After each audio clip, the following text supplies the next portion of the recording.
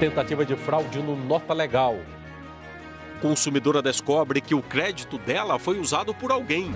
Fazenda diz que investiga 263 casos. Auditoria aponta irregularidades no ponto de servidores. Igreja admite ocupação de área pública. Câmera grava assalto na frente de escola. Vacina chega à chácara onde o macaco morreu. Agora no DF-TV. Boa noite. Câmeras gravaram o momento em que o motorista é cercado por bandidos. O assalto foi na última sexta, na hora do almoço, em frente a uma escola da M-Norte. Foi na EQNM 36/38. Este carro que para num beco é o dos bandidos. Um ladrão desce. Em seguida, o comparsa sai do banco de trás e o terceiro que dirige sai com o carro. Esta outra câmera mostra a saída dos criminosos do beco. Eles estão de olho em uma picape que estava estacionada em frente ao SED 7. Os bandidos correm e anunciam um assalto enquanto o motorista dá ré. Os criminosos tiram a vítima do carro, que, assustada, corre. Depois fogem com a picape. Em uma imagem aproximada, dá para ver a placa do carro usado pelos criminosos. É NRY 3283. Se você tem alguma informação que possa ajudar a polícia, ligue para 197. O assalto foi dia 19, mas as imagens só foram divulgadas agora. A picape já foi localizada na quadra 16 da expansão do Setoró. E, segundo a polícia, um bandido foi preso noite passada. Ele era preso do semiaberto. Uma grande área pública foi cercada ilegalmente por um grande muro. A reportagem é de Clara Franco e Marapugis. Tá vendo esse terreno cercado por um muro azul? Ele fica na quadra 204 do Recanto das Emas. Em 2011, esse muro não existia. A imagem mostra algumas estacas improvisadas. Essa situação continuou em 2012, mas no ano passado, as estacas sumiram. Ficaram só alguns tijolos amontoados ali no meio. Agora recebemos este vídeo, com o muro já erguido. E hoje à tarde, ele já estava até pintado e totalmente incorporado ao terreno da igreja. Virou um amplo estacionamento, com um portão de ferro e tudo. Pois é, mas segundo a AGFIS, a própria igreja já foi construída numa área que é pública. E o muro feito agora, que praticamente triplica o terreno da igreja, é uma ampliação dessa irregularidade. O pastor disse que construiu o muro com o dízimo dos fiéis para evitar os roubos que estavam frequentes. Ele sabe que a área é pública e admite que não tem registro. Essa área é pública. Como todas as igrejas, são terrenos públicos. Quando nós entramos aqui nesse terreno há 8 anos atrás, aqui era uma cerca de arame. A lei de regulamentação fundiária já está aprovada desde o governo Arruda, foi ratificado através de decreto pelo governador Agnello, que todas as instituições que ocupam áreas públicas, elas serão regularizadas. Só que essa lei de que o pastor está falando é de 2009 e só regulariza os templos e entidades religiosas e assistenciais instalados até 31 de dezembro de 2006. A administração do Recanto informou que existem 35 igrejas da cidade em processo de regularização, mas essa aí da quadra 204 não está na lista. Mas continua também orientando a ele que tome as providências cabíveis, se é que ele se enquadra em alguma lei para que possa regularizar ou não a situação dele. E a AGFIS diz que um auditor vai intimar a igreja a demolir o muro. Trânsito ao vivo na EPTG, a gente volta já já. A procura pela vacina contra a febre amarela aumentou nas cidades do entorno que são emendadas com o DF.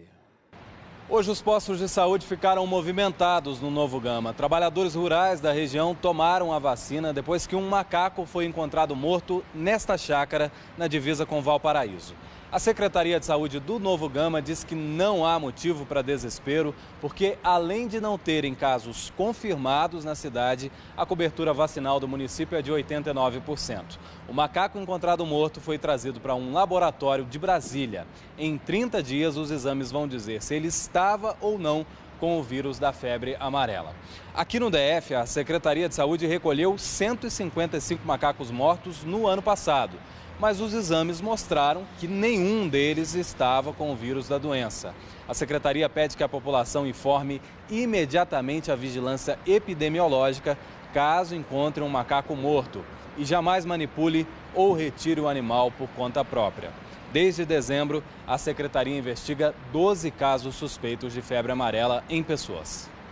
E olha, de ontem para hoje foram mais 10 notificações de macacos mortos em Goiás, um em Valparaíso. Agora são 28 casos em todo o estado. Golpistas estão roubando dados de contribuintes para pegar créditos do Nota Legal. Uma moradora do Lago Sul descobriu que o crédito dela já tinha sido resgatado.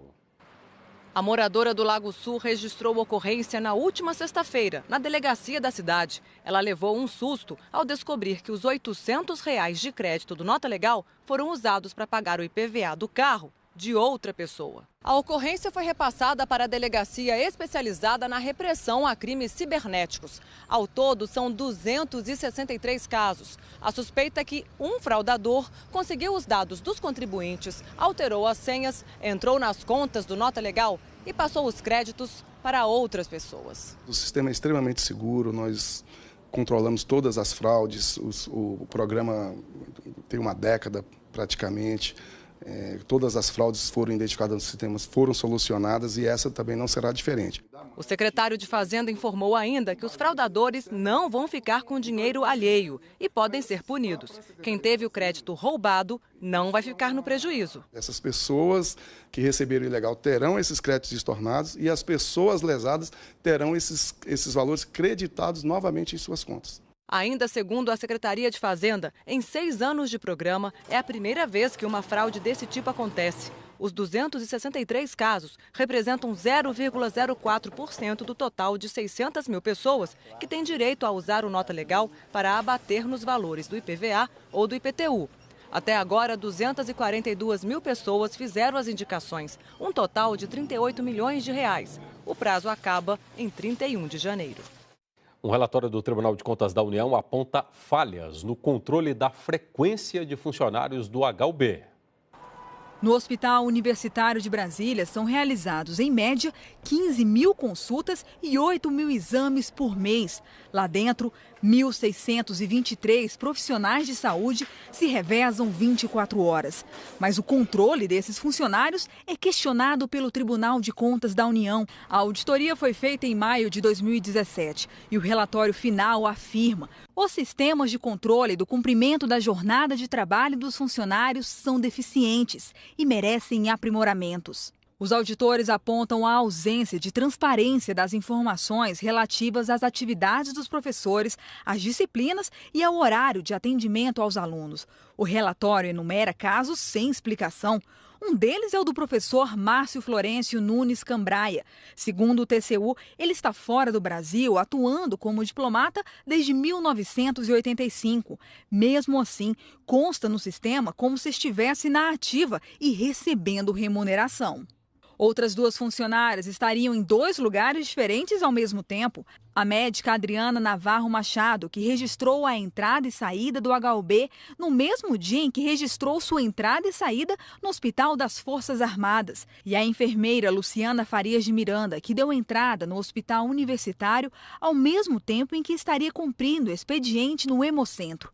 Para este especialista em administração pública, em muitos casos, o problema é o corporativismo. Avalia esses professores, pesquisadores, pelo desempenho deles, você não precisa se preocupar com controle de ponto. Essas falhas pontuais, elas têm uma forma de serem resolvidas, que é o evitar que os gestores protejam determinados servidores. O Tribunal de Contas da União recomendou ao hospital que crie, num prazo de 60 dias, formas mais eficientes de controlar o ponto e a frequência de todos os funcionários e que apure o caso dos funcionários citados no relatório.